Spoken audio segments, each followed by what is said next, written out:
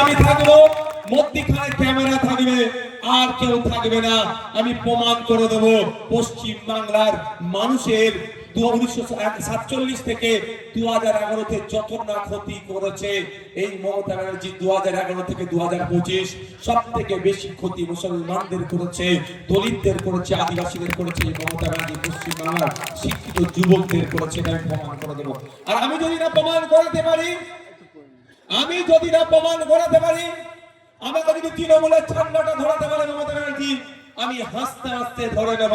আমি যদি ভুল হয়, আর মমতা ব্যানার্জি যদি ভুল হয়ে যায়, আমাদের ঠান্ডা আমি ধরাবো না, বলবো আমি আপনার বাংলার মানুষকে নিস্তার দিন, আপনি একটু অবজার্ভ করুন। হবে চ্যালেঞ্জ গ্রহণ করুন। আমি পদে পদে বুঝিয়ে দেব প্রত্যেকটা কোথায় কোথায় মিথ্যে কথা বলছে। আমি প্রত্যেকটা অ্যাঙ্গেলে আমি ধরে দেখিয়ে দেব যে আপনি পশ্চিম বাংলার মানুষের সাথে বিচারিতা করেছেন, আপনি আদিবাসীদের ভালোবাসার কথা বলছেন। সংবিধান প্রদত্ত অধিকার 6 শিডিউল, যে 6 শিডিউল যদি বাস্তবায়ন হয়, কোন আদিবাসীকে আর কোন স্কলারশিপের প্রয়োজন হবে না।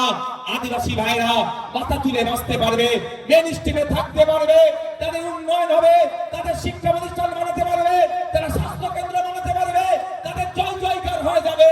সংবিধান সেই অধিকার আদিবাসীদেরকে দিয়েছে। 6 শিডিউল মমতা ব্যানার্জি আদিবাসীদেরকে ভালোবাসিল, পূর্ণাঙ্গ রূপে 6 শিডিউলের বাস্তবায়ন করছে না। এই ভালোবাসার প্রয়োজন নাই। মমতা ব্যানার্জি মুসলমানদের ভালোবাসছে, কিন্তু শিক্ষাতে দেখুন, স্বাস্থ্যে দেখুন, কর্মসংস্থানে দেখুন, মুসলমানদের খুঁজে পাওয়া যাচ্ছে না।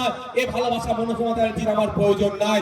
মমতা ব্যানার্জি শিক্ষকদের ভালোবাসছে, কিন্তু সরকারি শিক্ষকরা কেন্দ্রীয় সমহারে দিয়ে পাচ্ছে না। এই ভালোবাসা আমার দরকার নাই। মমতা ব্যানার্জি পুলিশদেরকে নাকি খুব ভালোবাসছে, কিন্তু পুলিশদের হকেট দিয়ে তাদেরকে বুঝিয়ে দিচ্ছে না। একটা পুলিশ 8 ঘন্টার বেশি কেন ডিউটি করবে? সরকারি কর্মচারী 8 ঘন্টার বেশি ডিউটি করে না। একটা পুলিশকে 14 ঘন্টা 15 ঘন্টা কেন ডিউটি করতে হচ্ছে? এই আমার ভালোবাসার প্রয়োজন নাই। তাই বন্ধুগণ, এই মমতা ব্যানার্জি পশ্চিম বাংলার মানুষের সাথে বিচারিতা করছে।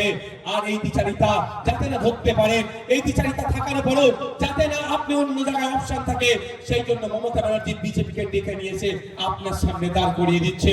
আমরা যখন রাজনৈতিক ভাবে মমতা ব্যানার্জির এই বিচারিতা, বিজেপির এই সাম্প্রদায়িকতার বিরুদ্ধে কথা বলছি, এদের অন্যায়ের বিরুদ্ধে যখন আমরা দাঁড়িয়ে আছি, তখন আমাদেরকে ভুল বোঝানোর জন্য, আমাদের সম্পর্কে মিথ্যাচার করার জন্য বলা হচ্ছে যে আইএসএফ নাকি ভোট কেটে বিজেপিকে নিয়ে আসবে। এটা ওষুধ আমি আজকে দিয়ে যেতে চাই, শুনবেন আপনারা? হাত তুলুন যারা শুনতে চাইছেন, যারা শুনতে চাইছেন হাত তুলুন তো। মমতা ব্যানার্জির এই ওষুধটা আমি দিতে চাই। কি ওষুধ? মমতা ব্যানার্জি দলের লোকেরা আমাদের নামে মিথ্যাচার করে, কি বলে? ভোট কেটে নাকি বিজেপিকে নিয়ে আসবে। আমি আপনাদের এখানে বসিরহাট উত্তর বিধানসভায় এসে আমি কথা দিয়ে যাচ্ছি, মমতা ব্যানার্জিকে রেডি করুন। পিরজাদা আব্বাস সিদ্দিকী রেডি আছে, একটা এগ্রিমেন্ট পেপারে সই হবে। সইটা কি হবে একটু দাঁড়ান, শুনে নিন আগে, তারপরে তাড়িয়ে দেবেন।